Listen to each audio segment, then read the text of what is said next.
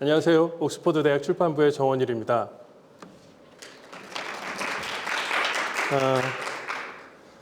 저는 그 한국 시장을 총괄하고 있고요.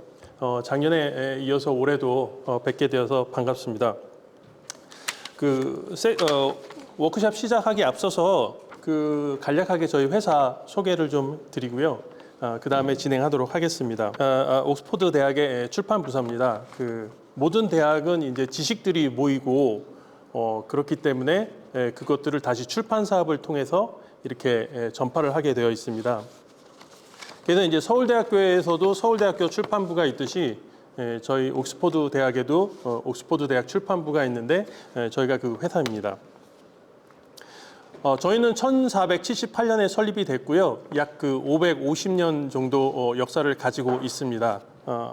이제 1455년에 독일의 구텐베르크가 금속 활자를 한 것이 이제 한 20년에 걸쳐서 유럽에 이렇게 전파가 되는데 그 시점에 맞춰서 저희도 이제 시작하게 되었습니다. 전 세계에서 가장 큰 대학 출판부이고요. 6,000명의 직원이 전 세계 70개 국가에서 이제 근무를 하고 있습니다. 저도 이제 우리나라도 70개 국가 중에 하나고 저도 6,000명의 직원 중에 한 사람입니다. 매년 7,000개 이제 새로운 학술서들하고 도서들이 출판되고 있고 40개 이제 언어로 번역되어 출판이 됩니다. 그래서 이제 혹시 잘 아시겠지만 이기적인 유전자라든지 이제 유명한 도서들로 하면 그리고 이제 아이를 그러실 일은 없겠지만 혹시 이제 어린아이들 경우에는 이제 마녀 윈이라든지 이런 이제 유명한 책들이 있고요. 방금 학술 분과라고 이제 저를 소개해 주셨는데 저는 이제 아카데믹 부서에서 일을 하고 있고 영어 교재, 에듀케이션 이쪽에서도 이제 부서들이 다 나눠져 있습니다. 이게 이제 전반적인 저희 회사 소개고 이제 국내에서 소개를 드리면 저희는 이제 교육부에서 선정해서 지원하고 있는 탑 3 메이저 퍼블리셔 중에 하나입니다.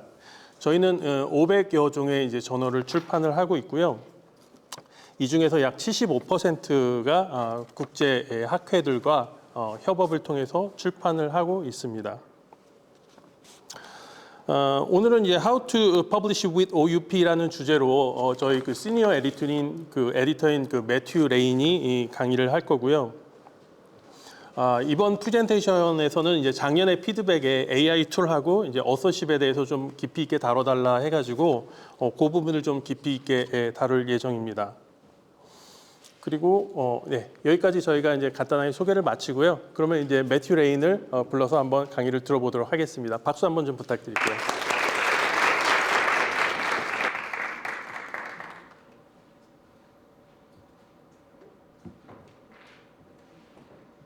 Okay, thank you, Juan. So hello everybody, my name is Matthew Lane and I'm a senior editor in the Oxford University Press or OUP Journals Department based in Tokyo. So I'm responsible for managing the publication of OUP's list of journals published in partnership with Japanese academic societies, and I also manage a journal published in partnership with the Society for Computational Design and Engineering, which is based here in Seoul. So in this presentation, I'm going to give an overview of the process of getting your paper published in an OUP journal. But most of what I will talk about applies to any journals, so any publisher. And if any of you have already published a paper in a journal, I guess some of the content may be familiar. But I hope there'll still be a few useful points for you to consider in your future publishing activities. And there's quite a lot of detail in some of the slides, and I won't go through all of it, but the slide deck will be made available after the presentation, so you can refer to it in your own time if there's anything in there that's helpful for you. There are also various kind of links to resources in the slides, which might be helpful as a reference source for you later. So the structure of the presentation basically follows the publication process of a research paper, from preparing your manuscript through the submission, peer review and production processes, and finally to promoting your article online once it has been published. First of all, I'd like to start with an introduction to OUP and our journal's publishing program. So I think one just mentioned OUP is a department of the University of Oxford, and OUP is the largest university press in the world. And all of the profits we make go to Oxford University. So the money we make from publishing is reinvested into education and research through the university's scholarships, grants, and other activities. And this is a key difference that sets us apart from our commercial competitors. We are a mission-driven publisher, and this is our mission statement up here on the slide. Another difference is that we are predominantly a society journal publisher, so around 75% of the journals we publish are published in partnership with learned societies. And we publish just over 530 journals in most academic disciplines, including STM subjects, as well as social sciences, law, and humanities. And working with so many societies means we need to work in a way which meets the needs of our publishing partners, and this in turn demands a focus on delivering quality experience to our authors and readers.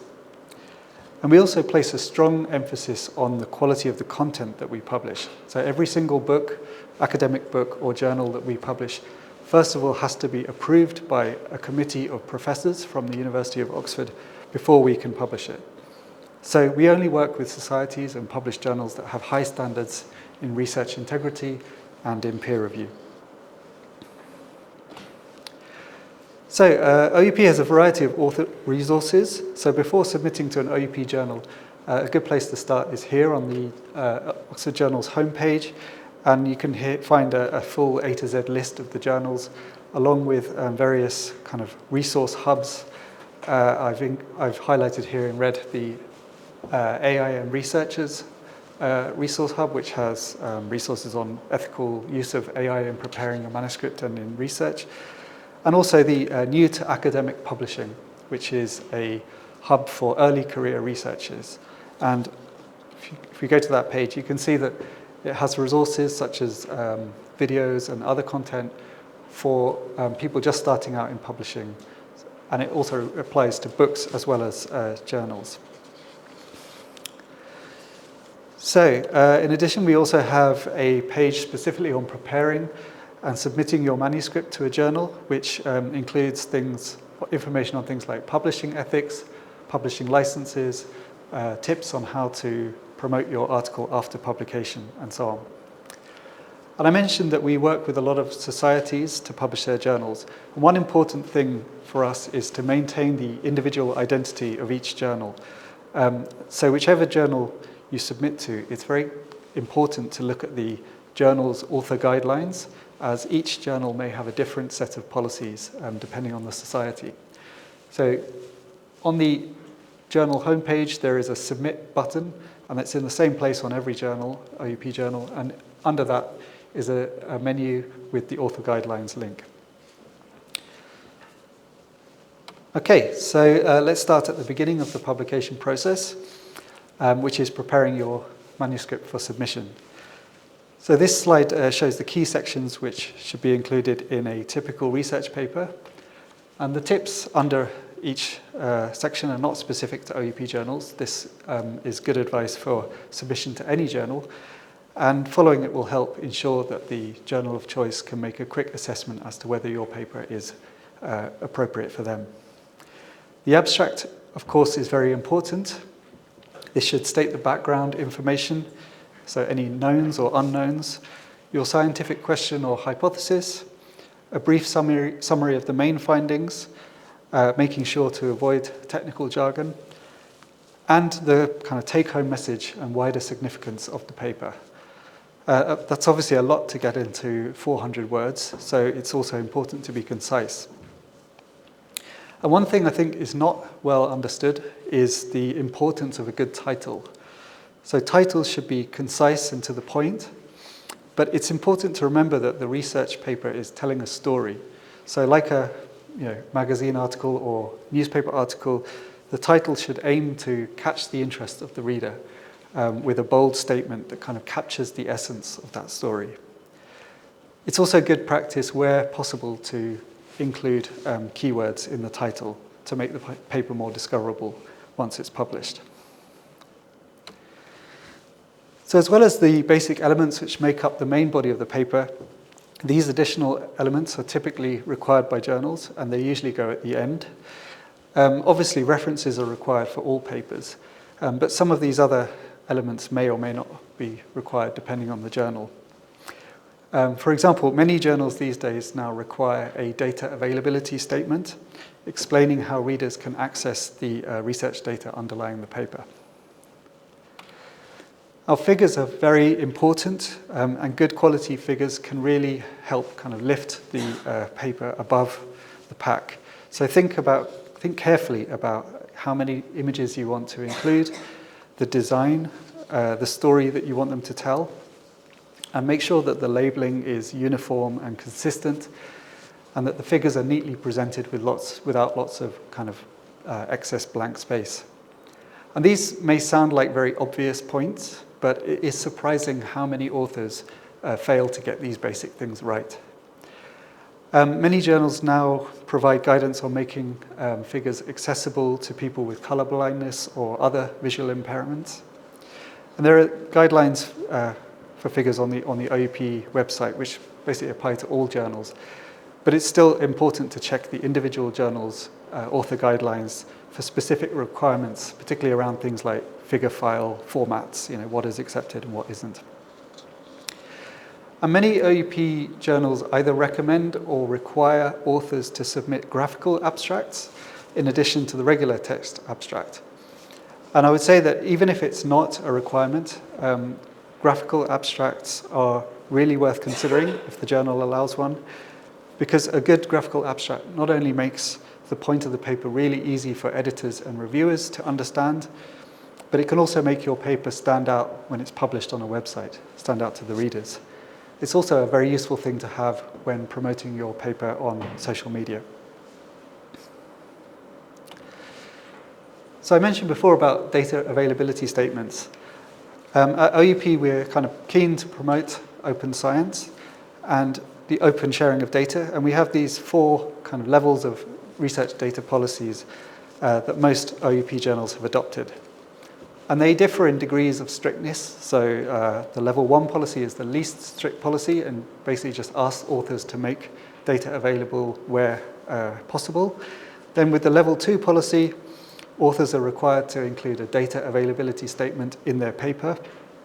And then the level 3 and 4 policies require data to be submitted with the paper for peer review. And currently most OUP journals adopt the level 1 or 2 policy, but the trend in STM subjects in particular is increasingly towards more open data. So if you're in a life sciences subject where there's already a kind of culture of sharing data online, the journal you're submitting to is likely to require data to be put in an online repository and for there to be a statement in the paper saying how readers can access it. So the details of these data policies can always be found on the author guidelines page. And if you're not sure how to write a data availability statement, on the author resources page I showed at the beginning, there's a whole section on how to write these statements with some example statements that you can adapt yourself. And there's also a list of commonly used online data repositories if you need help finding one. Okay, so here are some other things to consider at manuscript preparation stage. I won't go into each one in detail, but I think it's worth highlighting a couple of them. First of all, the issue of authorship versus contributorship. This can be problematic, and it's sometimes actually quite difficult to know, who qualifies as an author and who doesn't. And some journals publish their own authorship criteria, but some don't. So if you're ever in any doubt, you should check the guidelines on authorship, which are published by the International Council of Medical Journal Editors, or ICMJE. And there's a link to that on this slide. And those guidelines were developed by medical journal editors, but they've become the standard definition in the journal's publishing industry across pretty much all subjects. So if you use those criteria, you should be fine. And please note, as a general rule, you're not allowed to add or remove authors after you've submitted the paper. If you do, it causes a lot of additional work. It can be done sometimes. So it's important to consider your author list and to double check that you have everything kind of complete and accurate before you submit your paper. Another point on this slide is to highlight is this issue of language editing. And if you are submitting a manuscript to an OUP journal, it will be in English, and which I guess for some or possibly all of you is not your native language. And I'm sure you have excellent English, but however good it may be, it's always advisable to have your paper checked in some way. And as this is because journal editors will actually sometimes look to reject or just kind of overlook your paper because of language issues. So ideally, that check would be by a native speaker who is familiar with your field of research, or an academic language editing service, such as Enago or Editage. But that is not always possible and not always affordable. And there are now a lot of convenient AI tools that can help with this kind of thing. However, I think there's still some uncertainty over what is and isn't permitted by publishers in this area. So for the next few slides, I want to focus on using AI tools in manuscript preparation and the publisher's policies about this. So when considering the use of generative AI tools in writing a research paper, it's helpful to start with the COPE position statement on AI and authorship. And for those of you not familiar, COPE stands for Committee on Publishing Ethics, and it's an organization which sets policies for ethical publishing. COPE's policy on AI and authorship is the basic policy that is adopted by all scholarly publishing industry, and it states that AI tools cannot be listed as the author of a paper, as AI tools cannot meet the requirements for authorship, which demand that an author must be accountable for the accuracy and integrity of their work. So an AI tool is not a legal entity, so it can't, for example, defend a paper in a court of law. An AI tool can also not hold copyright. So for these reasons, AI tools cannot be authors according to the ICMJE definition that I just mentioned on the previous slide. In addition to this, the statement requires authors to declare any use of AI tools in the preparation of their paper, as well as the research that's described within it. So authors are fully responsible for their entire manuscript, including any parts created by AI. And if there are any issues of plagiarism or other ethical issues arising from this, then the author is solely responsible. And this is important because with tools such as ChatGPT, the source material that is being used to generate the text is not referenced or attributed. We simply don't know where it is coming from. And this means that the output could be effectively plagiarizing existing research papers, or it could include copyrighted material that shouldn't be reused without permission. So OUP publishes guidance on authorship and AI in its journal ethics page, as well as on the author guidelines of each individual journal. And it basically reflects COPE's position statement. So AI cannot be an author, and the use of any AI tools must be declared in the cover letter or in the paper itself. And if you look on the websites of all the other major publishers, you can find similar policies about AI and authorship. It's worth noting, however, that aside from this fundamental policy of authorship policy, there is a certain amount of variation between the different publishers' policies on use of AI tools.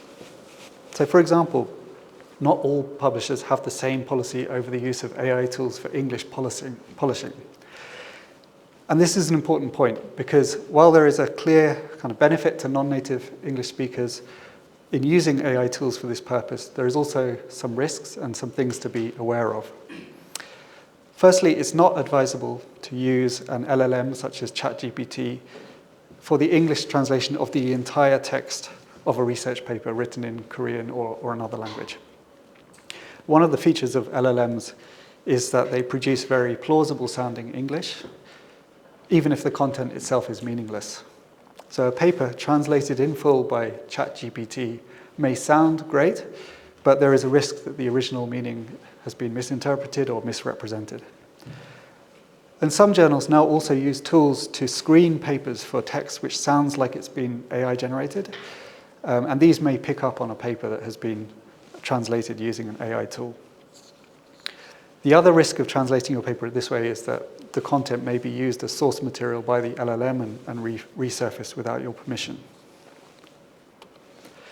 So for these reasons, it's advisable to use AI tools for improving the English you have written rather than translating from scratch. However, as I just mentioned before, not all publishers or journals have the same policy on this. And while I don't usually give examples from other publishers, I think Springer Nature has a very clear and helpful guidance on this issue. So I've included the relevant text from the Springer website. And it says, the use of an LLM or other AI tool for AI-assisted copy editing purposes does not need to be declared. In this context, we define the term AI-assisted copy editing as AI-assisted improvements to human-generated text. And it does not include generative editorial work and autonomous content creation. So in other words, it's okay to use tools to help improve your English for tone, spelling, and grammar. And Grammarly is a very popular tool for this. But it should be improving the English that you yourself have written and not generating it for you. So when used this way, Springer's policy is that it's not necessary to disclose the use of the tool. But here's where you have to be careful, because Elsevier has a very similar policy to Springer.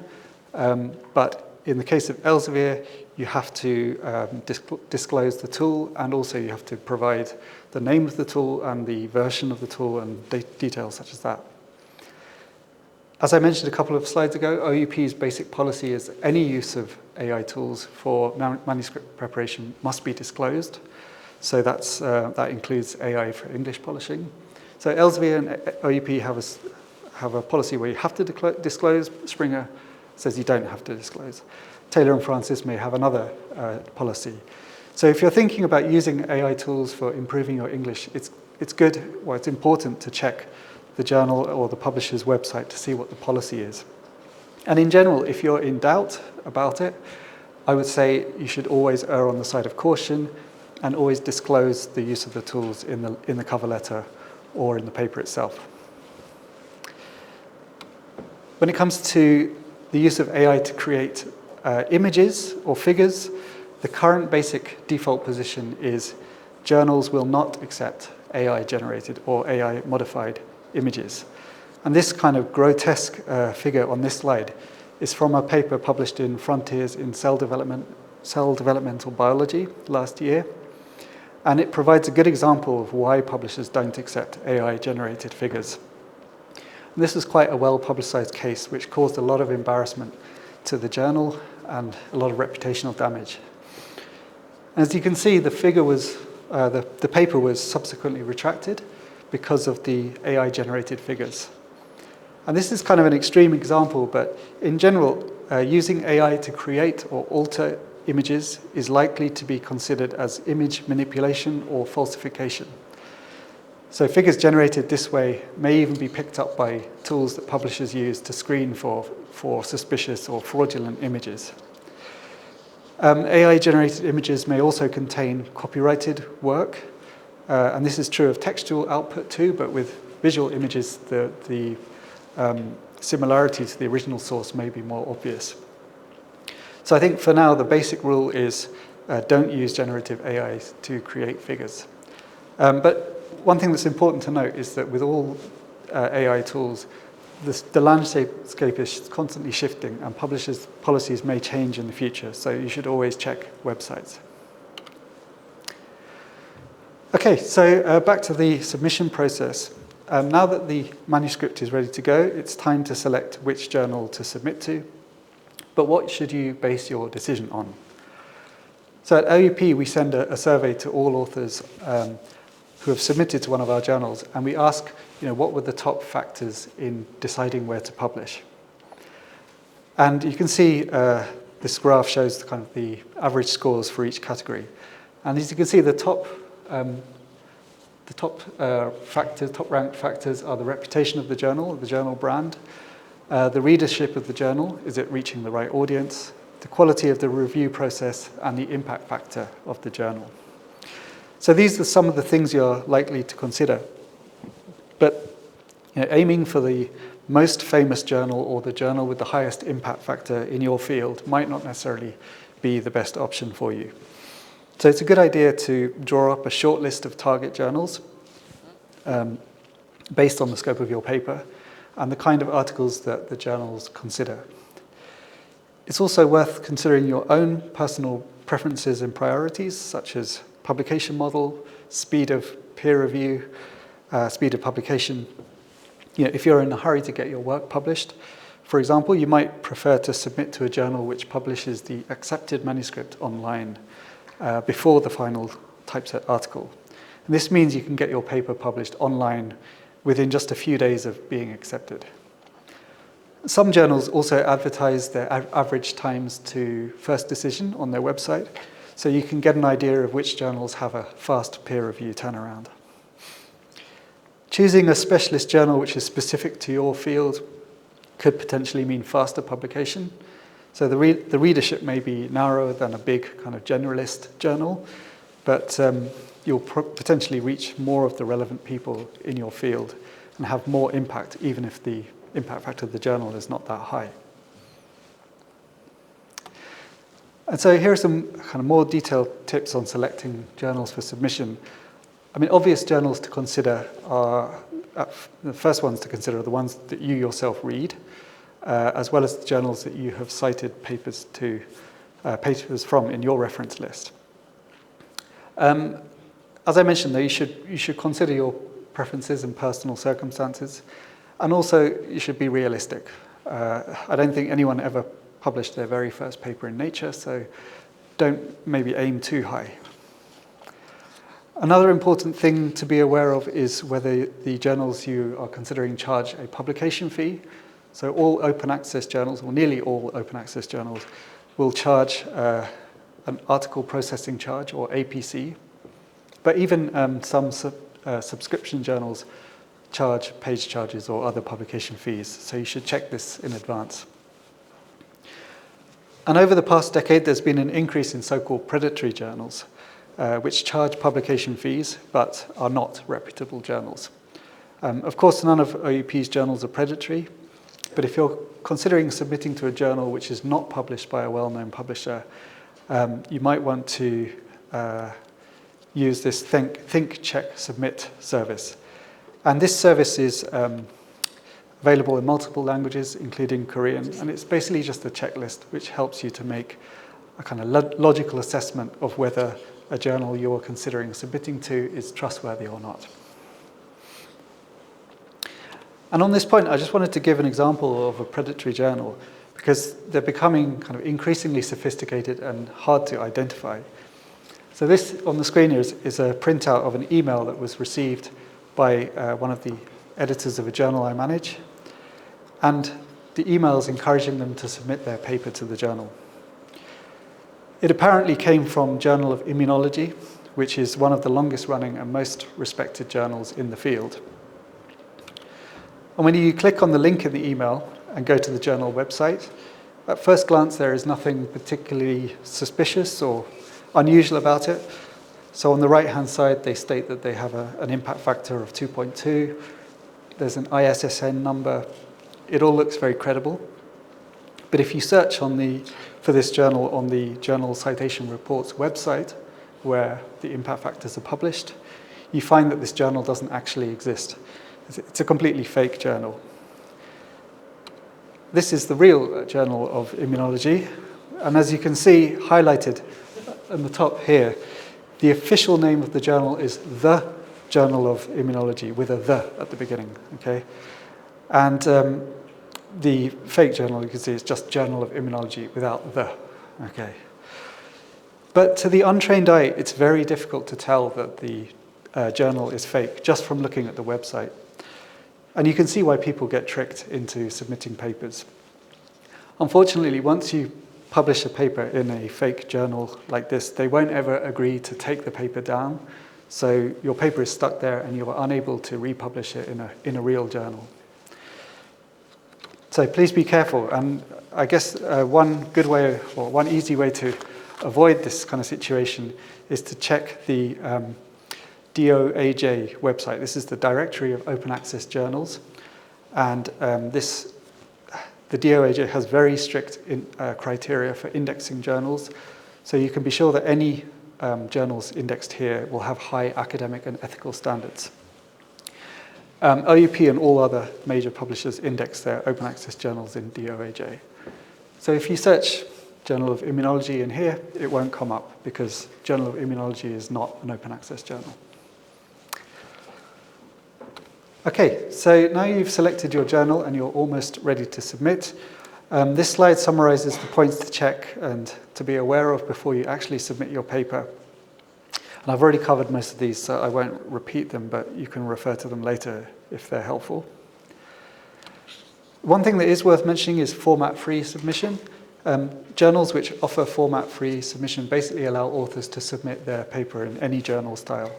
And the aim is to help reduce burden on authors and save time for reformatting their paper, particularly for those authors who've been rejected from their first choice journal and want a quick and easy publication in their second or third choice journal.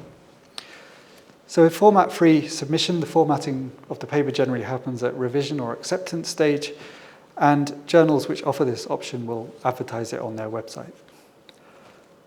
Please note that, of course, even format-free journals expect the paper to be structured like a regular research paper, so with title, abstract, references, methods, etc.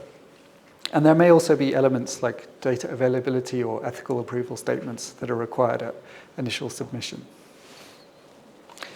Another thing that's worth focusing on is the cover letter. So a few years ago, the EIC of one of my journals gave a presentation just on how to write a cover letter. And it was interesting to hear how important editors still find this. He said, actually, the first things that he looks at in a paper are 1, the title and abstract, 2, the figures and tables, 3, the cover letter, and then finally 4, the main body of the paper. So the cover letter plays a big role in setting the initial impression of the paper.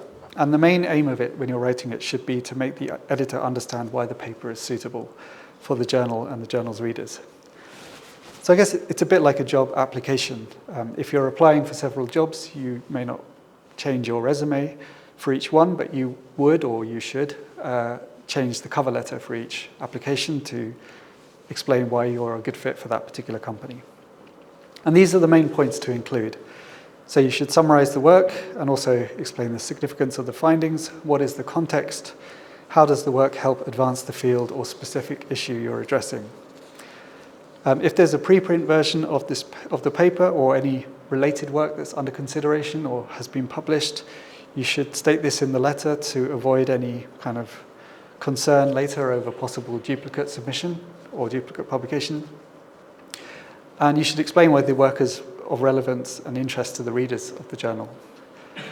Some journals allow authors to request specific reviewers or request not to use specific reviewers. If the journal policy allows it, you can put your request in here, but you should always put a reason for why you want to not to use a reviewer. And then for OUP journals, you should also mention here the use of any AI tools. And one final tip, it's a very obvious point, but please make sure that you use the correct journal name in your cover letter. Editors understand that you may not be their first choice. You may have gone to other journals before coming to them, but it leaves a really bad impression if you put the wrong journal name in. And this does happen quite regularly. Okay, nearly all journals these days use an online submission system like ScholarOne or Editorial Manager, which some of you may have experience using. The submission site for OUP journals can be accessed via the Submit menu, which appears in the same place on the journal homepage. And if you're using a journal submission site for the first time, you'll need to create an account. ORCID registration is highly recommended, and all OUP journals support the use of ORCID. In case you're not familiar with them, ORCIDs are unique IDs that researchers can use to identify themselves and to create a kind of online profile which they can link all of their journal articles, books, grant applications, and so on. And ORCIDs can also be used by reviewers for getting credit for their review work. So if you include your ORCID when you submit your manuscript, it will be published on the paper as a clickable link. And that will also mean that your paper is automatically added to your profile. And some journals actually require authors to submit their ORCID with their manuscript. It's really easy to set one up, so if that is the case, then just take a few minutes to register. Okay, so you've submitted your manuscript and it's been received by the editorial office. And what generally happens at this point is that the editorial office checks the manuscript to see if the formatting is correct, or if it's a format-free journal, to check that it's structured like a proper research paper. And then they will often run a plagiarism check using a tool called Authenticate, which checks to see if there's any overlap between your text and other material published online. So if you have published a preprint of your paper, it'll show up in this report, which is why it's good to mention it in the cover letter. And assuming there are no problems, the editorial office will assign your paper to an editor and they will begin the peer review process. And this slide shows a kind of typical peer review workflow. All journals have a kind of variation of this workflow. And of course, a lot of papers are rejected instantly, and this happens for a number of different reasons. And the main one is because your paper is out of the journal's scope or not suitable for the readership. And this is why it's good to select your journals carefully at the beginning. Another reason is if the paper is poorly presented or the English is poor. So some journals get huge numbers of submissions and they're kind of actively looking for reasons to reject papers. So poor English or poor presentation, particularly presentation of figures, can make your paper an easy target for rejection. So manuscripts which are not instantly rejected will go on to be peer reviewed, usually by 2 or 3 reviewers, and then based on the reviewer reports, the handling editor will make a decision to accept, reject, or request a revision. And there are various different types of peer review model. The most common is known as single blind or single anonymized peer review. And this is where the author's identity is known to the reviewer and editor, but the reviewer's identity is hidden from the author's. And there's a trend now towards kind of non-anonymized forms of peer review, or what is known as open peer review, where the comments are published alongside the paper. This is still relatively rare. I won't go into detail about it, but just to say that each journal will say what kind of peer review model they use on their author guidelines, so you should check in advance. And as you may know from experience, manuscripts almost never get accepted without at least one round of revision. And this is actually where the true value of the peer review process lies. It's there to kind of make your paper better. This is a good thing to keep in mind when you're responding to reviewer comments, because it may feel that the reviewers are just sort of picking holes in your work. But by addressing their points one by one, your work should get better. That's the theory. So for this reason, you should take time to understand the reviewer's comments. And if you feel kind of angry or frustrated by the comments, then maybe walk away, come back a day later when you're feeling a bit calmer. And then when you come to revise the paper, you should make sure to address each individual point systematically, even if it's to disagree with them. And you should be humble when you do this. If you feel that the reviewers have not understood your paper, then don't blame them. Consider instead that your explanation is not up to scratch. Think about how you could improve your explanation. But also don't be afraid to challenge the reviewer's points. Sometimes reviewers make mistakes or they just don't understand something. If they're wrong, please feel free to say that. But remember to remain polite and professional in your tone. And probably the hardest part of the whole process is dealing with rejection decisions after peer review. And the main message is to basically not get too depressed or disheartened. And there are lots of reasons why journals reject papers. And it's not necessarily that there is a major problem with the research itself. A lot of the time it's to do with the paper not being quite right for the journal, for example, if it's too specialized, or that the story the paper is telling needs to be refocused in some way. So before rushing to kind of resubmit the manuscript to another journal, it's worth taking time to consider the points raised by the reviewers.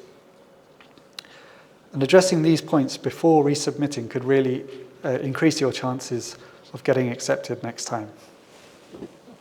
So it might also be worth reconsidering your title, abstract or cover letter, and think about whether you're really selling the key points of your paper as effectively as you can. In fact, are you even telling the right story with your paper? And sometimes it's just kind of pure luck, basically. As part of my job, I do rejection analysis on the journals I manage.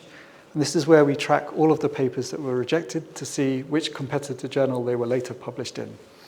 And we always find papers that were rejected by one journal, by our journal, later got published in a competitor, and then were really highly cited. You know, this happens. Nobody is perfect, and good papers sometimes just get overlooked. It's unfortunate. But the main thing is, as I said, not to get disheartened. And one other thing that's kind of increasingly common these days is transfer services.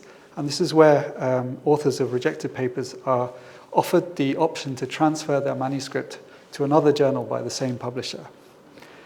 OUP offers this kind of transfer service for 3 or 4 subject areas. And one of the benefits is that it can save you time on researching where to submit to next. The manuscript files are kind of transferred in an automated way, so it can save you time with the submission process. And also, reviewer comments are transferred together with the paper, so it can potentially save time with the review process at the next journal.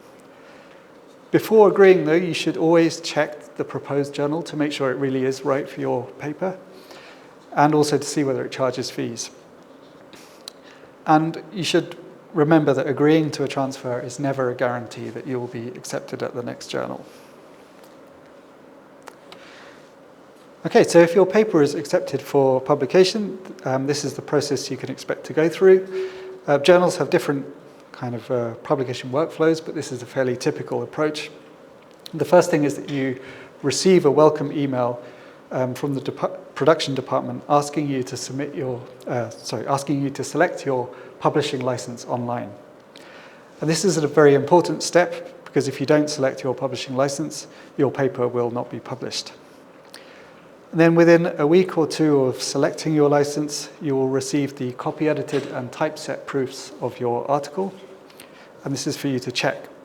In the past, authors had to mark up like a PDF or paper copies, but these days OUP journals use a kind of online proofing tool which allows you to make changes directly into the article online. So once you've submitted your corrections, the article will be revised and then published online. And this will either be directly into an issue or onto the journal's advanced articles page. If you've submitted to a journal which publishes the accepted manuscripts online, then your pre-typeset manuscript, the raw kind of manuscript that has been accepted, will be published as a PDF on the advanced articles page almost immediately after you've selected your license. And although it's still not a typeset and finalized paper, it is an official published paper with a DOI number, so it is searchable online and it can be cited. And whatever the publication model, you'll receive an email from OUP immediately after the initial online publication, which includes a toll-free link. So this link provides access to the paper, even if you don't have a subscription to the journal it's in. And this link can be shared in a limited way kind of among colleagues or with friends, or it can even be put on an institutional website as long as it's not accessible to the general public. And OUP's journal platform supports a range of digital features which can help enhance your published paper. So here are a few examples. I already mentioned graphical abstracts. The platform also supports video abstracts and audio abstracts. And we can support video and sort of embed videos and 3D animations into the paper, as well as have links to external video presentations and so on. And a nice feature of the OUP platform is article level metrics. And these are updated in real time. So for each article, metrics information is displayed to the right-hand side, as shown on this slide. And this includes the altmetrics score, the number of views, and the number of citations. And if you click on the kind of more metrics information link under the icons, a window pops up with more detailed information showing usage over time, PDF downloads, breakdown of the altmetrics score, citations information, and so on. So this is a really helpful way for you to track the impact of your paper. Once your paper is published online, that is not the end of the journey. So OUP's marketing team does a lot of journal level or subject level promotion, but it's obviously not possible to individually promote each article. We publish over 65,000 articles a year. So it's really important for you as the author to try and get your work out into your research community, into the wider world, and to make it as discoverable as possible. And there are some quite simple things you can do which will have an impact. So for these last couple of slides, I just want to show you some tips for promotion after publication. So if you have less than an hour, here are some of the things you can do. You can include your information about your article on your professional or personal profiles. So Google and other search engines prioritize web pages that have links to it from trusted websites. So if you're able to post the title and DOI link somewhere on your university or lab website, it'll really help improve the search engine optimization. You can create an email signature which links to your journal article so you can let colleagues and friends know. You can share your article on Facebook or other social networks that you already use. If you use X, share the news in a post and include a link to the article in your bio. And sometimes the journals themselves have accounts on X or Blue Sky or whatever. In that case, make sure to include the handle of the journal's account in your post so that other followers will see it. And promoting your work on Facebook and X will kind of help to boost your altmetrics score. If you use LinkedIn as well, you should include that. You should add the article to your profile page. And finally, if you have any kind of classes or seminars that you're teaching, you can include the article in a reading list or handout. If you have a little more time, there are a few other things you can do. One very obvious thing is to create a slide for your paper, which you can include in presentations on related or similar topics. And this should include the link and the DOI link and the title as a minimum, but you should ideally include some key figures and other information. It's a good place to put the graphical abstract if you have one. And you can contact your university's communication team to find out about including information on the article on the university website, email newsletter, or alumni magazine if you have one. And then the last couple of suggestions are possibly not for all papers, but if you're publishing something that has a very broad appeal or high impact, you can consider asking your university to do a press release. And if you go down that route, OUP production can put an embargo on the paper so that the paper is published at exactly the right time that you want to do the press release. We can also promote that with the OUP X accounts, so we can do a post which kind of links to the official press release. And this is something that can be arranged by the OUP marketer. And we also have an academic blog where authors of papers with a very broad appeal or a kind of interesting backstory can sometimes write articles. And that's something that you can talk to your OUP editor about. So I've included the links to the OUP X account and the blog here on the slide. So if you're interested, please have a look. Okay, so that concludes the presentation. Thank you very much for listening all the way through. And if you have any questions about the presentation or journals publishing in general, please feel free to ask. Okay, well, as I mentioned at the beginning, the slides will be circulated or made available in some ways. So there are lots of links and so on in there. So please go and have a look. I hope this was helpful for you. And good luck with your publishing activities in the future. Thank you very much.